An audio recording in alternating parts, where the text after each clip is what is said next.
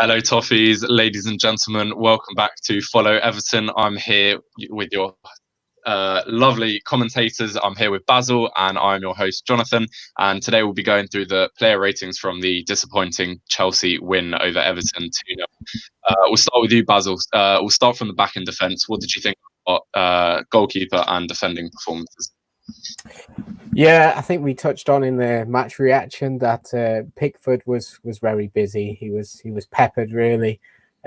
So he made some good saves. Particularly the stop from Alonso in the first half, which could have made the game 2-0, and a double save. I mean, the game was over really, but the double save right at the end of the game.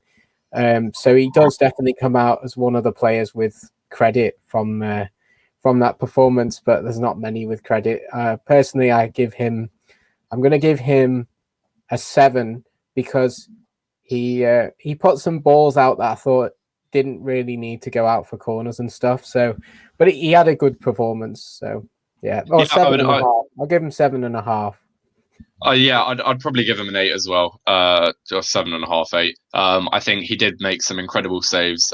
He really did keep us in the game, especially for the first half and going into the second, up until the penalty where we still had a fighting chance. I think he did make some incredible saves, kept us in it. I'd probably give him an 8. Obviously, the penalty, it was a penalty, a poor initial decision for him to run out and try and get to the man. But with such a poor defensive performance from us, and we'll get onto that in a minute, he didn't really have much else. He didn't really have another choice to make. So overall, I think we'll meet in the middle there and we'll go for a 7.5. Now, onto the defence. We'll start with Ben Godfrey. I think previously he's had a very strong performance, had a good run of games, been looking very strong and showed a lot of promise. I think today he was rather lacklustre, made a few too many errors for my liking.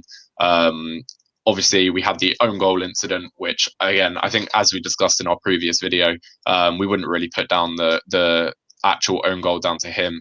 But I still think his performance was rather weak. So I'd probably give him a 4.5 to a 5. What do you think, Basil? Yeah, he didn't have his best game, did he, Ben Godfrey?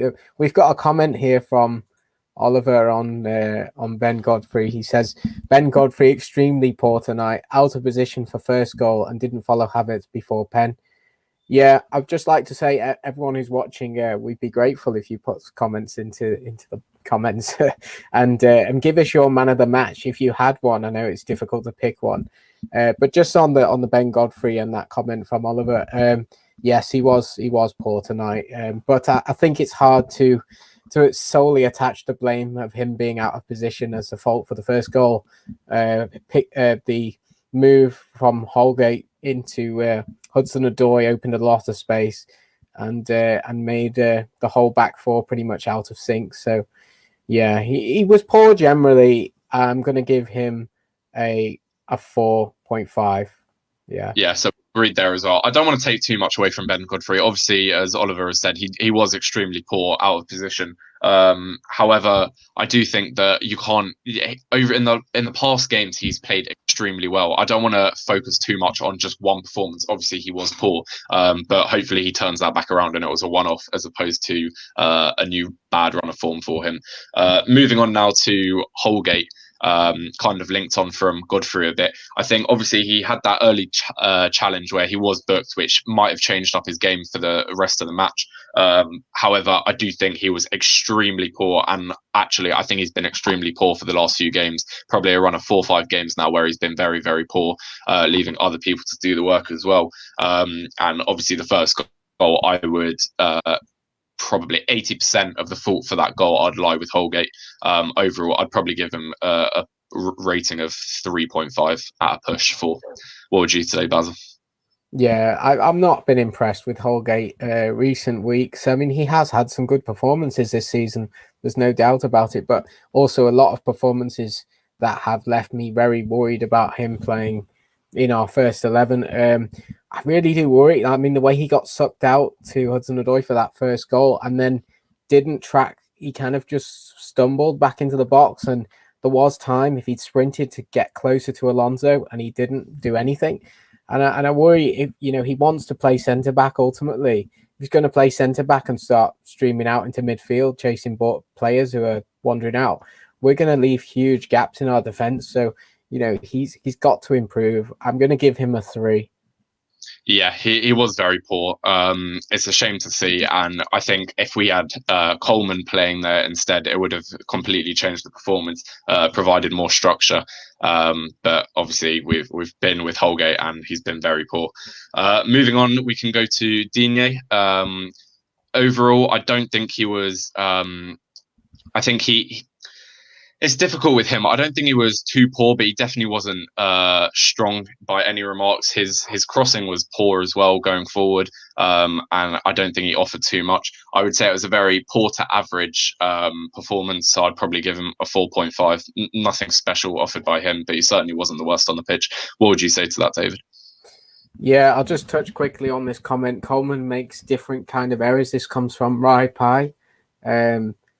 Yeah, Coleman does make errors as well, and he has very inconsistent performances from what I've seen this season. I think it's of a much of a muchness at right back, and ultimately we will look to address that. There's also another comment on the subject of Dean. He says that Rai Pai. He says Dean was suffocated.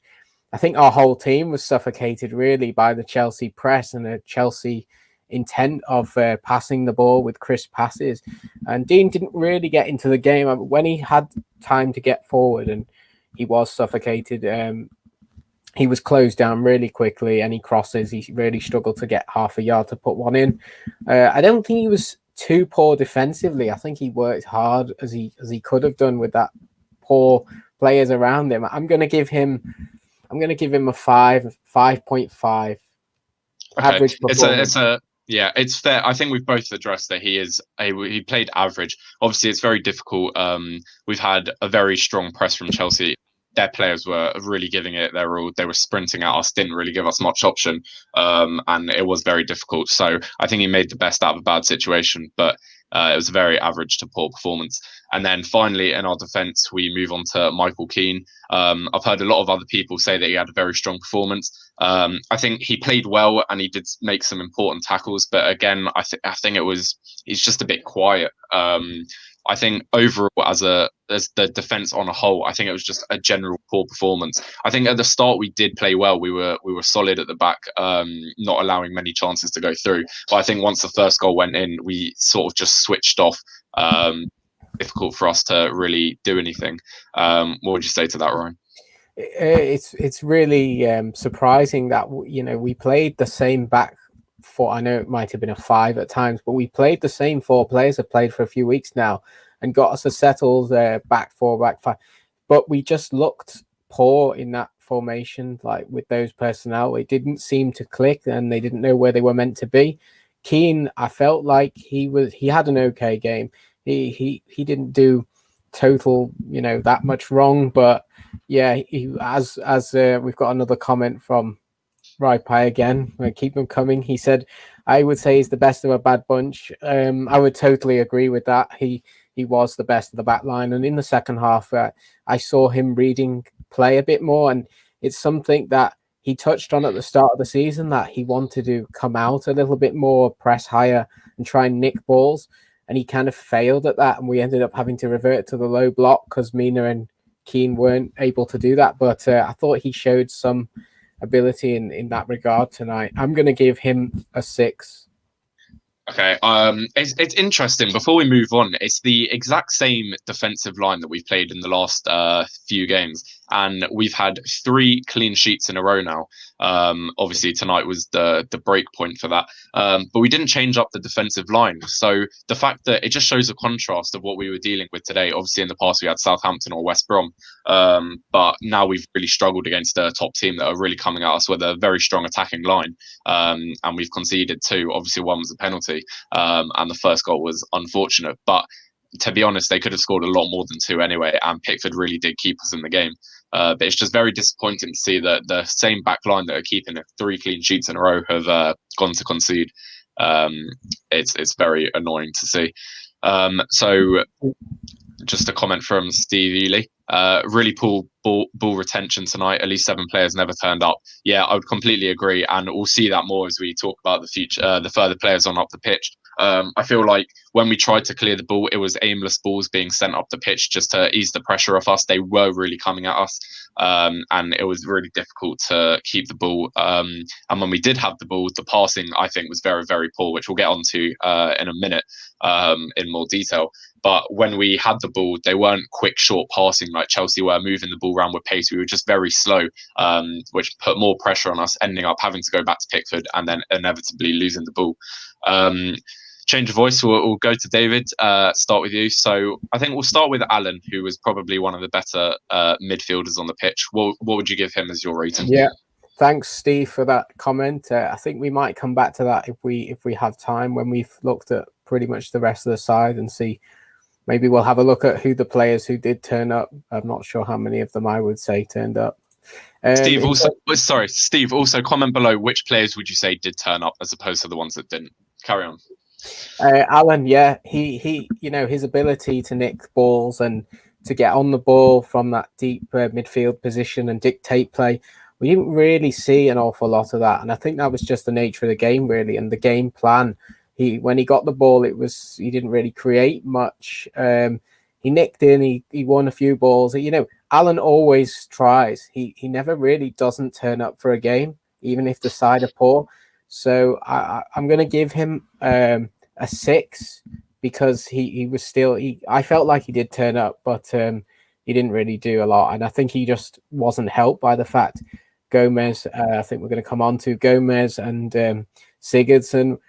Just one paced, giving the ball away. Alan's left to chase the lost shadows by the other midfielders. So what do you think on Alan? Just with Alan, I feel like, again, he's probably done well, but in comparison to the other players, he looks better than he performed. I think there were moments where he was actually quite poor. I think he was very slow to turn around and keep up with the Chelsea strike force, who were moving around with a lot of pace, so credit to them.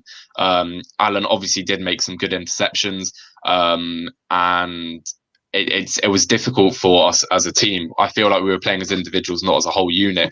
I'd probably give Alan a 5.5 to a 6 as well. I think he could have played better with just keeping up with the Chelsea team, marking the man better, but he did make some very crucial tackles as well, so I don't want to be too critical.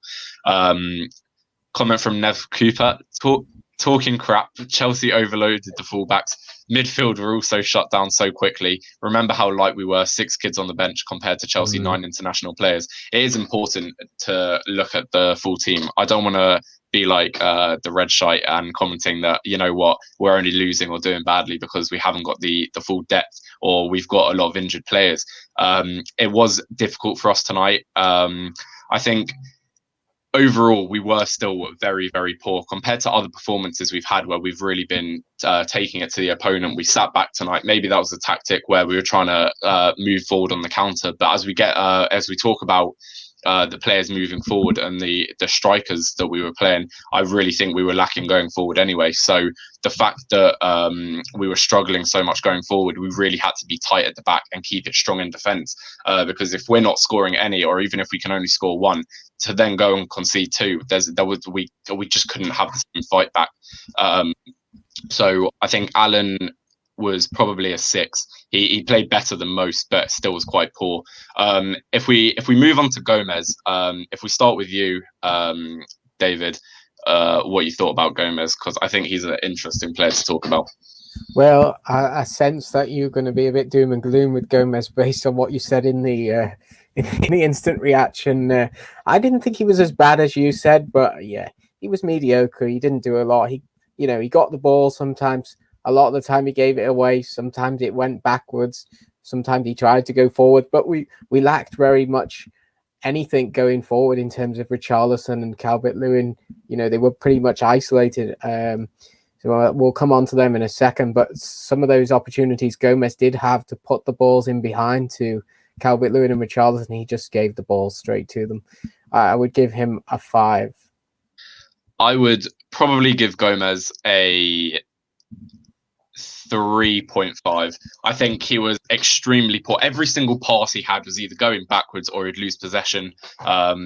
Obviously, the Chelsea press was strong against us when they were sprinting at us, and it was very difficult for us to keep up with. But if you look at their movement of play, they were moving very quickly, light passes directly to the man, and they were able to use that to their advantage and exploit our weaknesses. Whereas Gomez, he would take the ball down and then he'd try and do a fake shot or a fake pass, try and like deceive the players, but it wouldn't work. He'd have to turn around and pass backwards, and then the pressure would be too strong on us and we'd end up losing the ball, either through like a Pickford trying to clear it or just us lumping up the field, and that was a common occurrence. I think Gomez didn't have the right mindset to be playing. I think it was very, very poor, and that's why I'd give him such a low rating.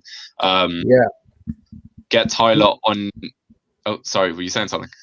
No, I was just going to say, I know we have had quite a few comments coming through, and some of them are probably better saved for in a few minutes when we've gone through the first 11. So I'm just bringing some of the relevant ones up at the moment. This one about Tyler Onyango. Get Tyler Onyango on the park. Watched him loads of times. He's another Decore. That's really interesting you say that. We've only really seen glimpses of him in the first team. I think 1 10-minute appearance in the FA Cup. I know he's very highly rated, and he seems like a strong box-to-box player when I've seen him for the under-23s. I think Ancelotti is very much likes to trust his core group, his experienced players, and he doesn't tend to use youth unless we're really decimated by injuries. But maybe you're right. Maybe we needed to replace Decore in that team and have the box-to-box engine. We kind of tried to replace him with Gomez, and Gomez didn't really do it. And then Tom Davies came on, and he didn't really do that job. Maybe slightly better than Gomez, but no one in our squad is really another Decore. So maybe you're right. We need to see Onyango. I think the difference is, though, on Onyango, I think he's got good talent, but I don't think he's ready for such an impressive Chelsea team anyway. Our best on the pitch weren't ready for an impressive Chelsea team. I think we should give them more opportunities, our youngsters. I'd like to add Onyango to that as well. I think he's a very, very good defender who could maybe be a replacement for Holgate while he sorts out his form in training.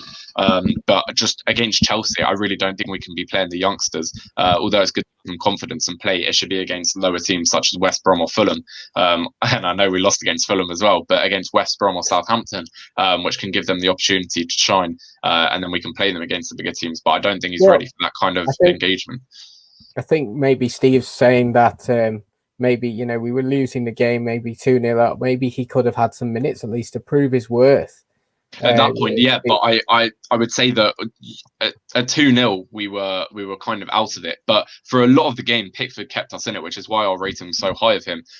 We was confident at half time that we still could have done something with the game. We'd have to come out and just give it to them going forward, and put a goal in their put a cross in their box and maybe score a goal. I think they did shut us out the game very well, and it's difficult. So yeah, if you want to give them a run on at the end, but I think if we're trying to win and trying to improve our record against them, then we need to be bringing on the players that we know are going to try and make a difference, instead of trying to give youngsters an opportunity. I'm not trying to discredit them as players at all, because I would play them as well, but just not against such a strong Chelsea team. Ryan, if you want to bring up Ryan's comment, David, just a few comments back about, because it links to another one of Steve's comment. Pickford getting my man of the match yet giving away a pen says it all. Yeah, it is true. He did keep us in for a very long time. And I think the penalty was a very poor initial decision from Pickford. But I feel like once you've committed to that kind of thing, there weren't any defenders back to be able to help him. So once he'd committed to that, it was a poor decision at first, but he's put himself in that decision. But the amount of saves that he's kept us in the game for was remarkable. And then just to link that with Steve's comment, Pickford, Keane, the only two who had a go, but Alan tried, but too slow.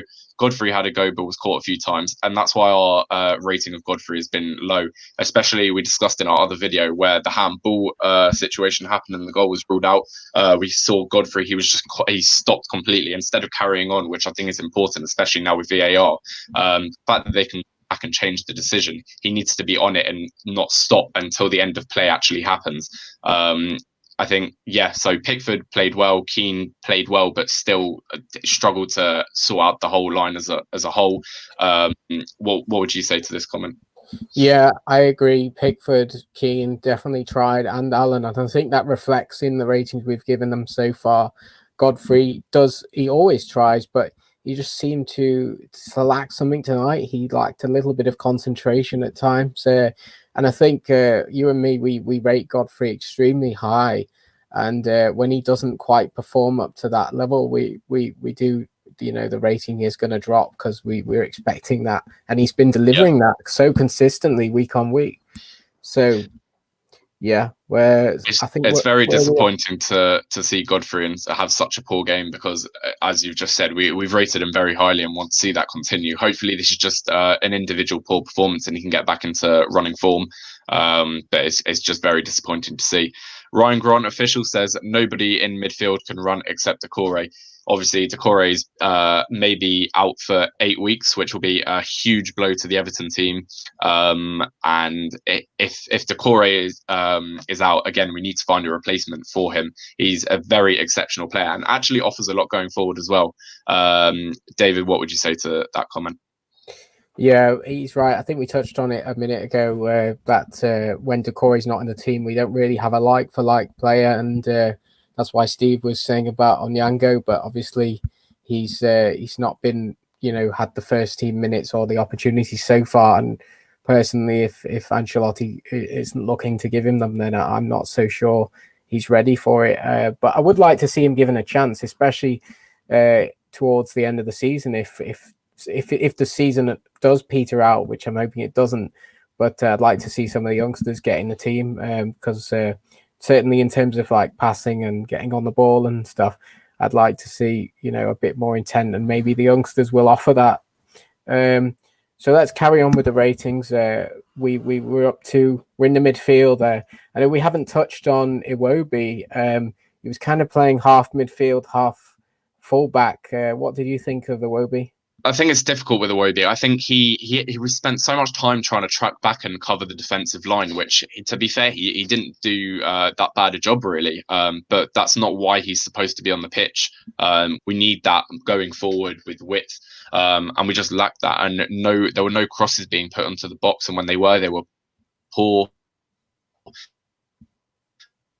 I think your connection, or if they were a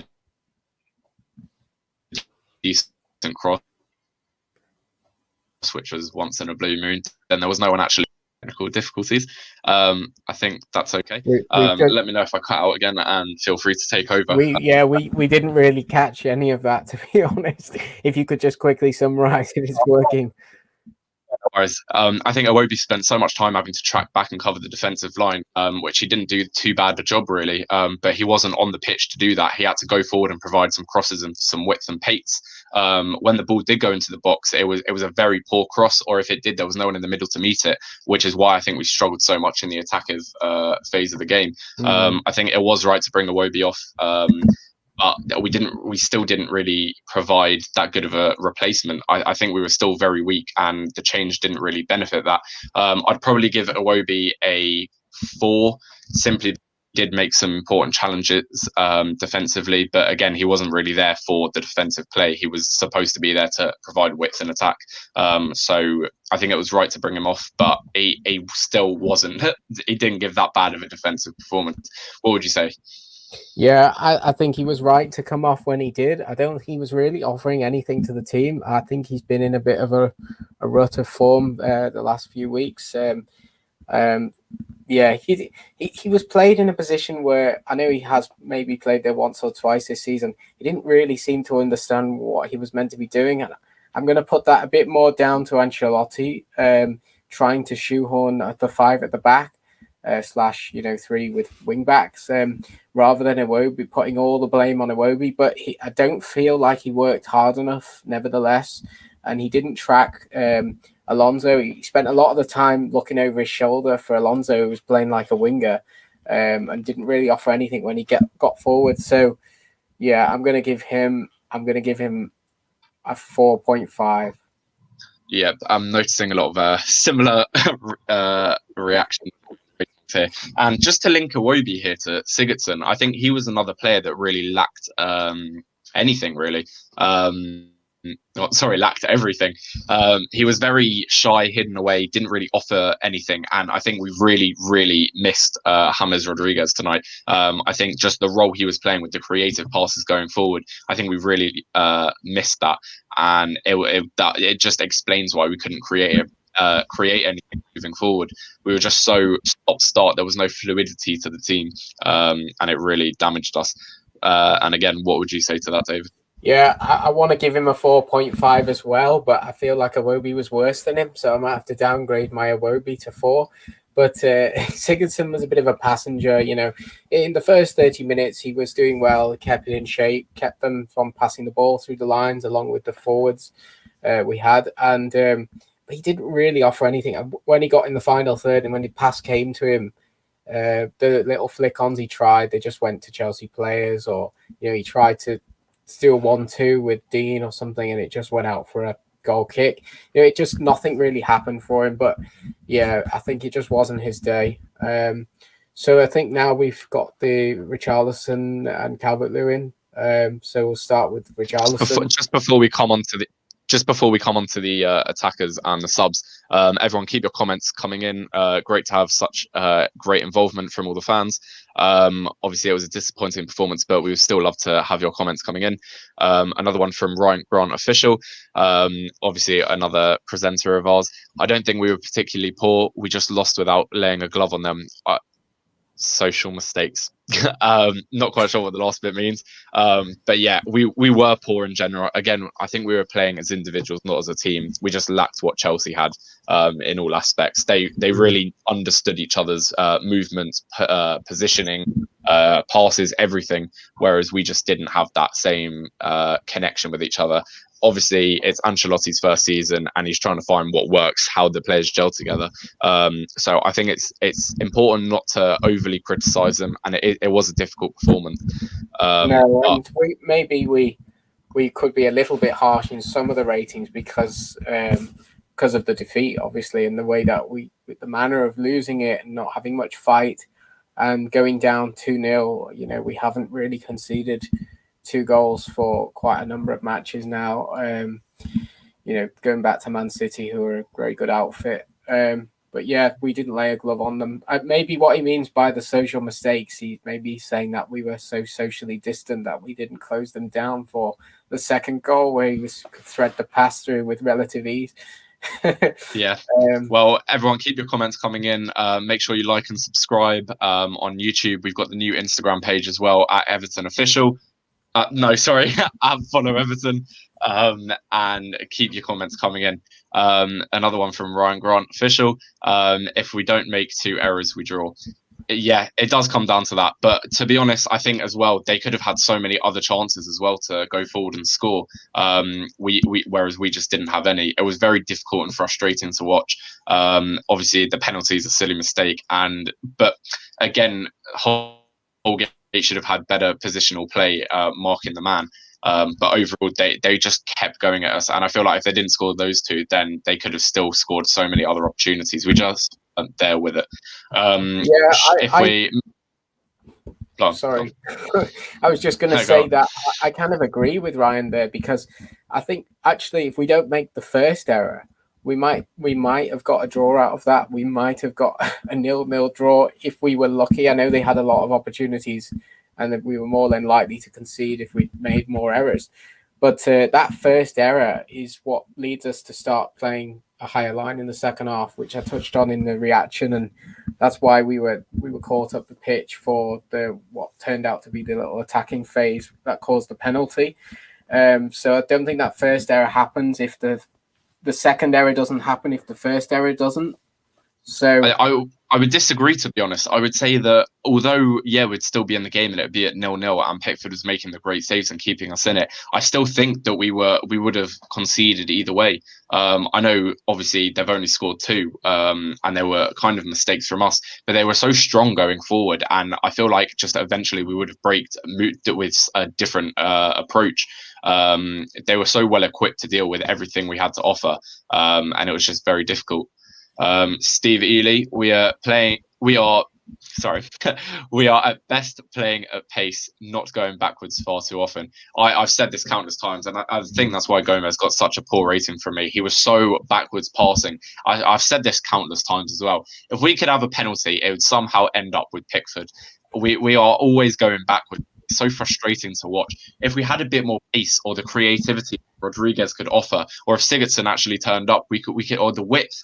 There were so many opportunities that we had, but everything we tried got shut down very, very quickly and easily by Chelsea. And it was just very difficult and frustrating to watch. What would you say in reaction to that? Yeah, it's 100%. It's a great comment. We do look much better when we playing forward, passing, pace, moving, driving forward, zipping the ball around. And very often we're used to watching these performances where the ball's moving side to side across the back four and back to the keeper, especially poor tonight in that regard. And it brings me on to this second comment that Steve's put in. Gomez slows the pace down to aid his own lack of fitness. Same when Delph is in the team. We are one of the slowest teams in the league and frustrating to watch at times. Get the pace back in our play. Yeah, it's more in depth of what we've just been saying from your first comment, Steve. It's a great comment.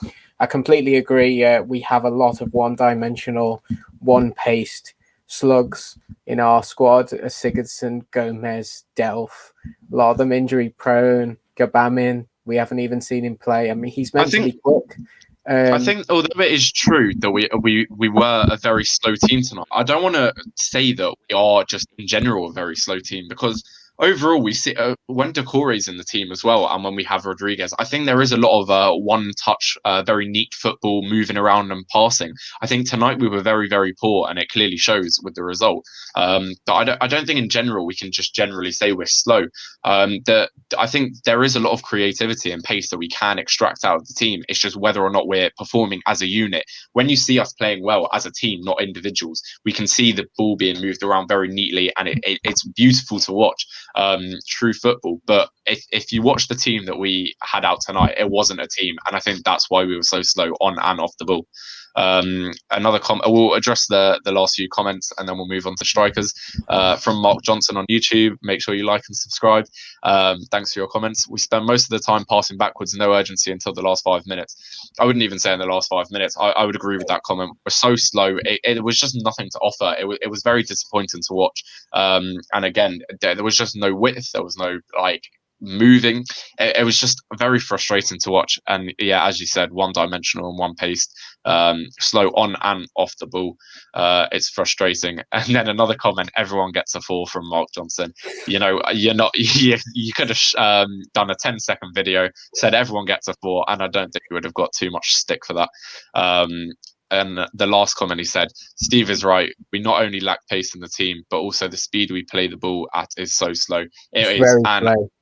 I think if you watch the Chelsea movement, and I said this in our last video, it's so intricate, it's very neat. They understand each other and they gel well as a team. They were playing as a solid unit, which means they know where their players are going to run, they know where their players are going to be, and they just understand the movement and the play. Whereas we didn't have that, so they could have direct, quick passing, short flicks and runs, and it just made their a lot more fluid. Whereas ours was a lot of start-stop. Oh no, they're coming at us. Turn around, pass back to Pickford, and it's just very difficult and frustrating. Go on. I was just going to say, I think we, going back through all these comments, I don't know how much intent we had as a side to go forward and score the goals tonight. I don't know if they knew how to break down the Chelsea press. They seemed to just panic and just go back to Keane or go back to Pickford. We'd lump the ball up and then we'd lose it again. We in terms of this midfield and the players who we've touched on, Steve and Mark, about it being one-dimensional and one-paced, do you think we need to buy a midfielder in the next transfer market in the summer? And if so, have you got anyone you're burning to have in our side? One thing I have noticed, and I don't want to use FIFA as a benchmark, but when I play FIFA and I play as Everton, we are so slow. And obviously I want to play as Everton, but we're so slow that it makes it almost impossible to win as us.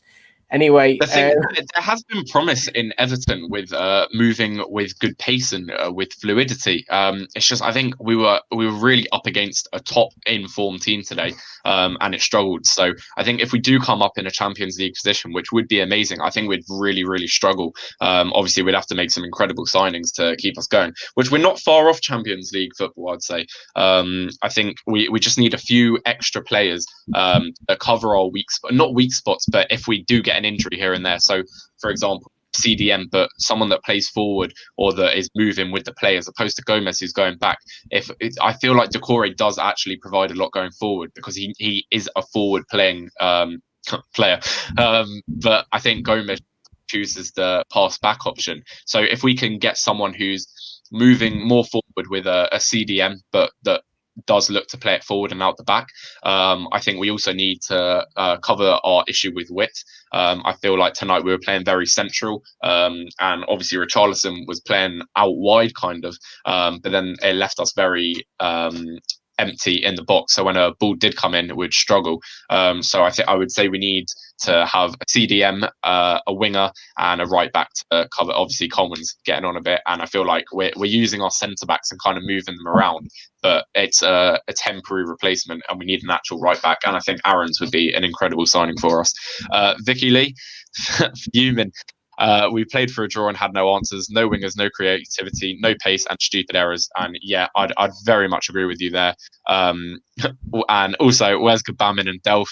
Well, Gabamin, ashamed to say, I don't think we'll ever be playing for Everton, collecting his paycheck on the injured list. Delph is also was unavailable. But to be honest, I can't really comment on Gabamin. No one knows how his performance is going to be. And yeah, injured. There you go. That sums it up. Injured. But always injured. If you want to bring up Vicky's actually first comment, we did. I think it was very difficult. We did have no answers. I think that's a very valid point. Playing for a draw, I wouldn't say we were playing for a draw. I would say we were waiting for the counter and the opportunity. But when the opportunity did come, I think either the cross was poor, or we just didn't have people in the box. We were playing so far back. There was promise, but I think there were just too many mistakes, and it was just poor football overall. What would you say, David? Yeah, I think it's a very good comment from Vicky. Thank you. We played for a draw. I wouldn't say we played for a draw. I think we would have taken a draw. I think we played with this intention that we would nick a goal and win the game 1-0 or 2-1. And as you say, we just had no answers. We couldn't combat Chelsea at all, really. We didn't lay a glove on them. They were at us in our faces, pressing us. They were composed on the ball. They were complete opposite to us. We were passive in the press. We didn't press as a unit. We pressed as individuals. We had nothing going forward in terms of our passing play. We were slow and back to the keeper. I think it was just complete opposite of the way that Chelsea played. And the stupid errors 100% was the reason we didn't get anything from the game, or we didn't deserve to. I think now we'll move forward to the strikers, and then we'll go on to the subs, and then we'll answer other comments that are coming in now. Remember, guys, keep your comments coming in. Subscribe, like the video, share with your friends. We are seeing your comments, but we'll just address them in a sec. So moving on then to, we've got Calvert-Lewin and Richarlison. I think both, again, Richarlison was out wide, and he tried creating things, but it's just very difficult. I think the role of Calvert-Lewin and Richarlison are not to they're not really supposed to be there to have a hole created. We need them in the box to be able to hit the final blow, which we just never had. And all the shots we had would be outside the box or just like half-hearted attempts. Whereas I think if we actually needed the width, Dinier to be able to cross the ball in, Iwobi to cross the ball in, Sigurdsson to have that creative pass over the top, and use their pace to their advantage, run in and be able to score. I think we just fully lacked that. There was no width, there was no creativity, and it meant that Richarlison and Calvert-Lewin were both sort of unable to do the job that we want them to do. Richarlison, obviously, we've seen in the past the ability of his to go through players and then have the final shot, score at tight angles. We didn't really see much of that today, and Calvert-Lewin just didn't have the opportunities that we didn't have can't think of the word. We didn't have Rodriguez, Sigurdsson, Dean, or Iwobi giving that the creative ball that we would need for them to have the finish. So I would probably give them both a rating of about 4. Again, as Mark Johnson said, 4 all round for everyone. Yeah. But I think they played a very similar poor performance. What would you say? Yeah, spot on. I'm going to give them both. I think I'm going to give Richarlison a 4. Well, no, I'm going to give them both a 4. They both didn't really offer anything, really. I mean, they were isolated. The defense of Chelsea were always had them in their pocket. Really, we expect more from them because we know they're good players. And Richarlison has been on form, but tonight he just looked sloppy. The ball comes into him, his touch was poor. Sometimes he was hogging the ball too long and got it nicked off him. Sometimes, he wasn't laying the ball off quick enough. And sometimes he's keeping it, he's laying it off too quick and it just goes straight back to their man. Calvert-Lewin didn't really get in the game at all. He won a few headers, didn't really do anything. So I'm just going to give them both a 4 and say that they were poor tonight. They had an off night.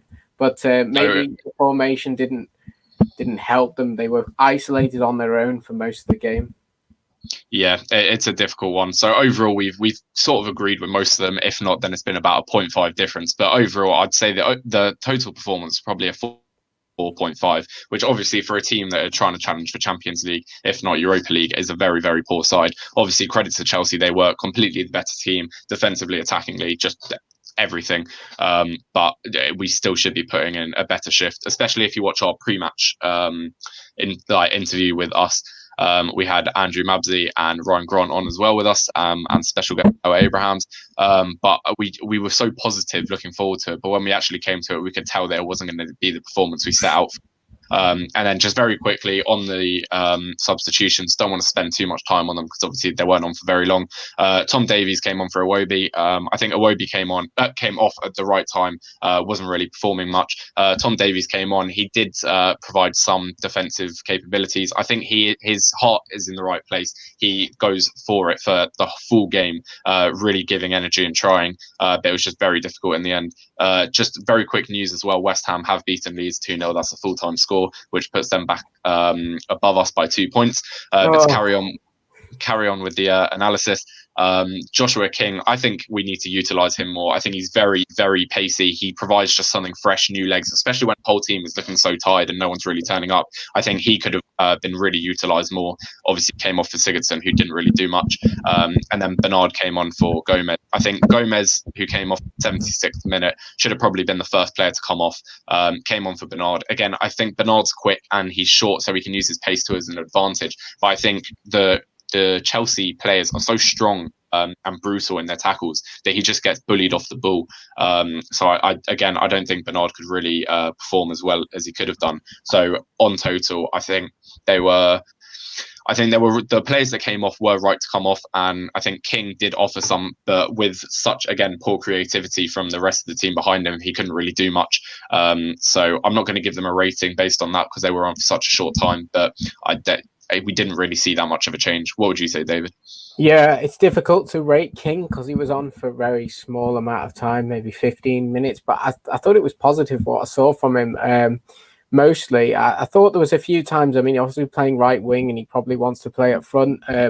He didn't really help Holgate. Holgate seemed to get the ball quite a bit on that side. Chelsea just let him have it because they know he has nothing in terms of the cross or going forward attackingly, really. So I would have liked King to have helped him, but I do want to see him get a chance, and maybe he will play against Burnley. Maybe we'll rotate on Saturday.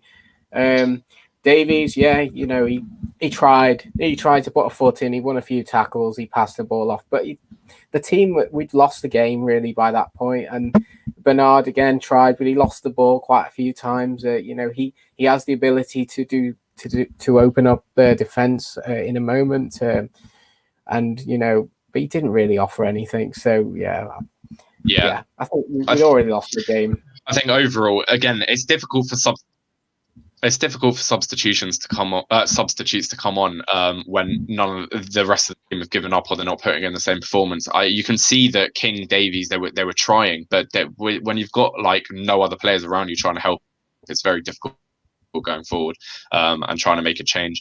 So if we go back to the other comments.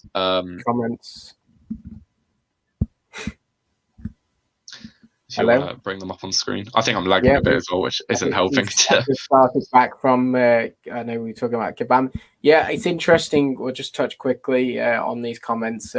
Gabamin's probably not going to play again. I mean, a lot of people have said that. I still have hope that he will play for us, and I hope he does, because we need that bit more physicality and pace in the midfield, and allow Decore to get up the pitch and not feel strangled to get back. And the same with Alan, really. Not sure where John's gone there. Maybe he'll try and get back in. But yeah, Carlo doesn't really let on a lot about the injuries. He never tells us what's going on, so it's really hard to know.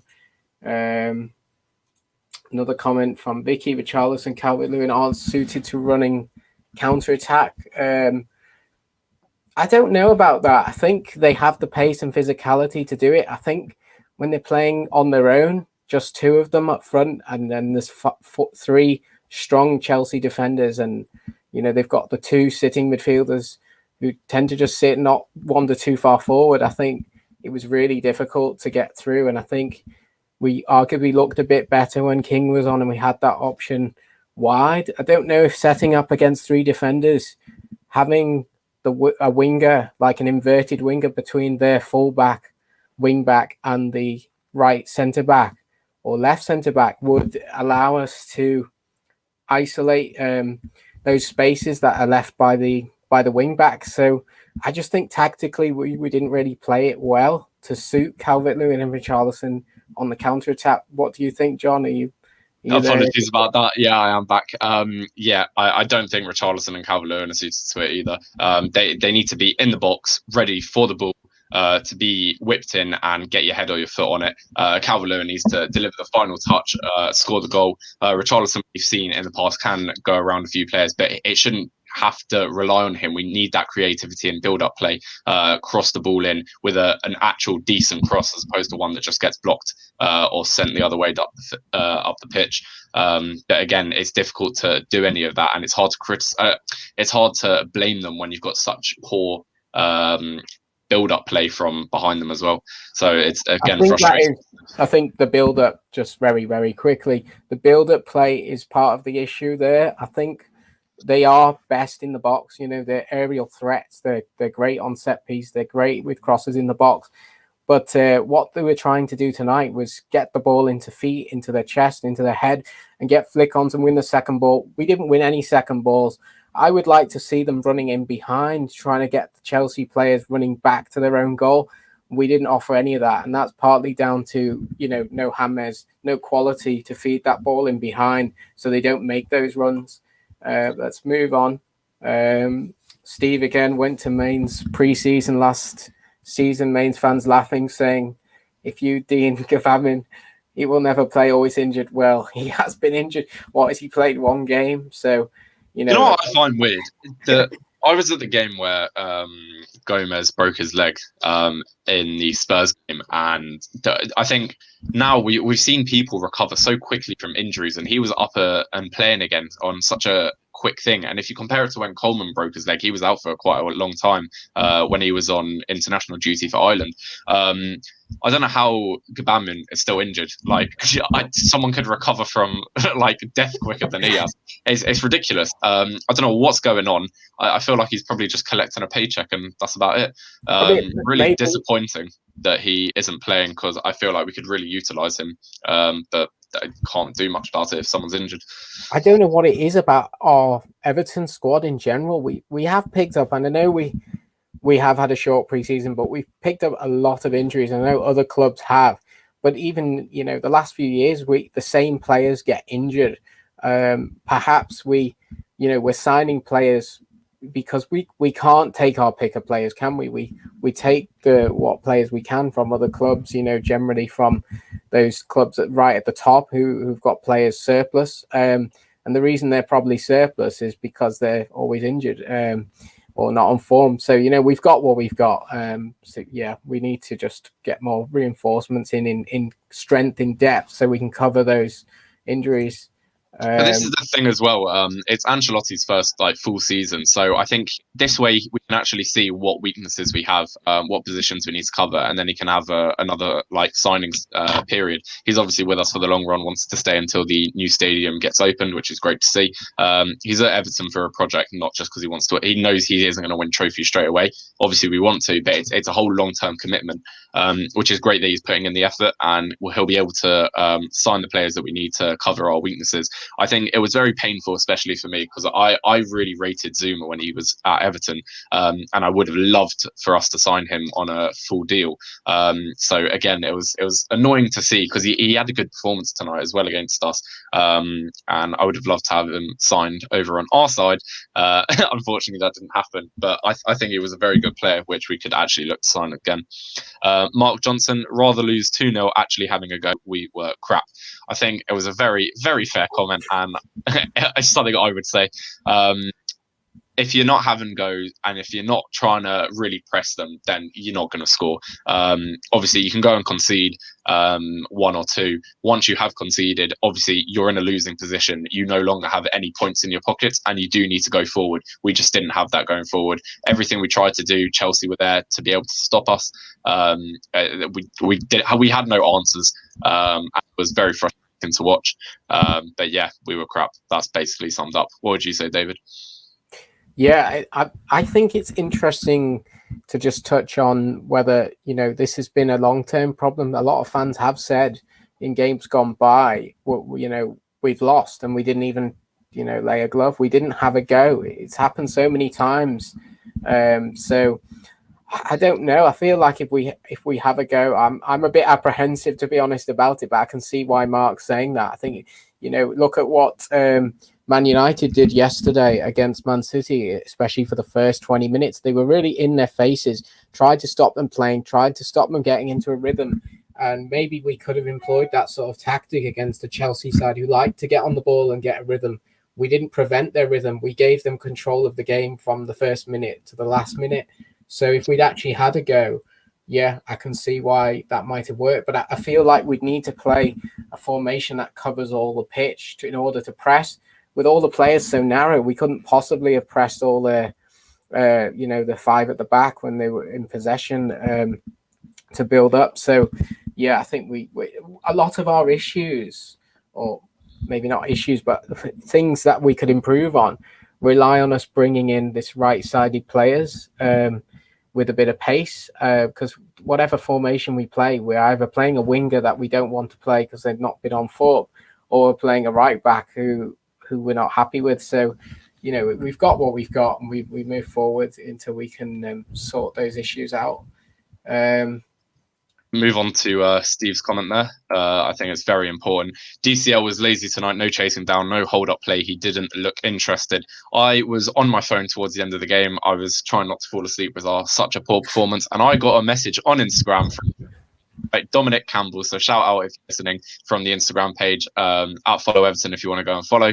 And I thought, at brief glance, I thought it said Dominic Calvert-Lewin, and it wouldn't have surprised me to see that he was on Instagram messaging us, because that's probably all he was doing. He just didn't look interested, didn't look bothered, had no fight back. And I know his delivery was there was no delivery to him, but I think it's such a valid comment. He wasn't bothered, he wasn't asked by it. And I think again. Yeah, go on. Sorry to interrupt. I haven't seen him press all season. And I was watching a video on YouTube probably a week ago. It was talking about the England strikers, and they were comparing the sort of stats behind the England strikers, and he came up bottom for pressing. And I think it's something that Ancelotti's told him to stay in the box, don't move aside, don't press, conserve your energy for when we get the ball, and don't chase shadows. So I think that's part of the problem, really, with that regard. I think he's been told not to play, but he wasn't his best hold-up wise. So when he's on form, he can hold that ball and it sticks to him. And he didn't win that many of his battles tonight. There's another comment from Steve here, which he said Richie another sulking performance. I think just on DCL, I think he's had now a poor run of games. Really not scoring in many of them. I can't remember the last time he scored. He scored against Spurs in the cup game, but he really hasn't been a strong striker for us in a few games. He obviously started off very well and was scoring every single game. Now Richarlison, I think we haven't had a game where they've both been firing correctly. I think either Richarlison has been in very strong form and Calvert-Lewin has been very weak as it is now, and Richarlison has been scoring. Obviously didn't score tonight, but I didn't see anyone scoring tonight. I had more of a chance of scoring from my home in London. But I think when one player is in form, the other isn't, because Richarlison had a rut of form as well, but Calvert-Lewin luckily firing on all cylinders as well. I think when the creativity is there, then it just makes it so much easier for them, and it's willing them to go forward. Whereas if they haven't got that build up play, then they're going to have to try and develop something themselves, and then there's no one in the box for them. So I think it was a poor performance from both of them, but again, it was too much of a struggle for them to cope with no like build up play for them. Ryan Grant, quality is so much better on this video. Thank you very much, Ryan. Thanks for the support, everyone. It means a lot for us that you're commenting, watching an hour-long stream. Toffee's all in it together. Recover from death quicker than he has. It sums it up. His injury is so... the less said on it, the better. It's a joke, really. Mark Johnson, we don't draw many. We either win or lose. To be honest, though, at one point, although it can be important in some games, I'd rather go out and try and fight for the 3 points, which is so much more important if you're trying to go and win for the top positions. Obviously, if you're going forward, then you're more susceptible to be attacked, and we more likely to concede. But I would rather, as you said, I think it was you earlier, or it might have been, I think it was Mark. Didn't you say that? Never mind. Someone made a comment saying that, you know, we'd rather lose 2-0 and yeah, sorry, it was Mark. He said rather lose 2-0 actually having a go. We were crap. So I think it is better to, you know, go forward and try and really attack the game. And you know what, we might lose a game here and there, but I think we do have to go and try. Every single game is so important, especially like if we want to try and get 3 points and challenge these top teams. I'd rather have a few losses here and there, but we actually do need to go and try and move forward, because if we don't, then if we're sitting back and waiting, trying to accept a draw, we can easily concede, and then we've got nothing left going forward, and we're just asking to get battered. What would you say to that, David? Yeah, it's true. We don't draw many. We used to draw quite a lot of games. Now we're just either winning or losing. The games we are winning, especially in the last 3 months, we haven't really looked convincing, in my opinion, in the way we've won. But we've managed to win the games, which is the main thing. So you know, I'm just pleased that we are winning matches fairly regularly. But we tend to win a few and lose a few. So yeah, it is frustrating. It is really frustrating that, you know, we throw in a couple of wins and then we just don't really turn up. So in 3 matches, 3 draws is the same as 2 losses and 1 win. So if we go and push, it doesn't matter if we lose 1 game and go and win 2, but we do really need to push forward and try and score goals. Obviously, 100%. We lack that tonight. Yeah. Another comment from Steve. Keep them coming, Steve. We are unbeaten in the amber kit. Ditch the green one. I actually hurt my eyes watching that. It was very difficult to watch with that kit. Maybe I need stronger specs on my face. Yeah. What do you guys think of the kits this season? Obviously, we've had a run of games either in orange or something similar. What are your opinions on the different kits?